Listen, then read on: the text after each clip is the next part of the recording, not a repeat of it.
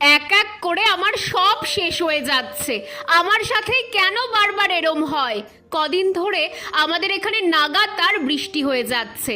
আজ সকালে একটু রোদ ওঠায় ছাদের গাছগুলো কেমন আছে সেটাই দেখতে এসেছিলাম।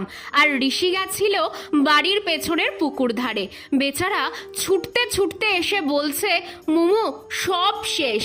কি হলো রে জিজ্ঞেস করতেই বলে, তুমি চলো দেখতেই পাবা। ওর চোখ মুখ দেখে মনে হচ্ছে না যে ও মজা করছে, তাই হন্তদন্ত হয়ে ছুটে এলাম।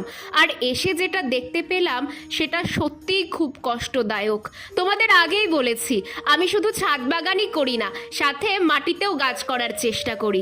বছরখানেক আগে এই পুকুর ধারে কটা কলা গাছ লাগিয়েছিলাম, তাতে এবছর প্রথম কলা এসেছে।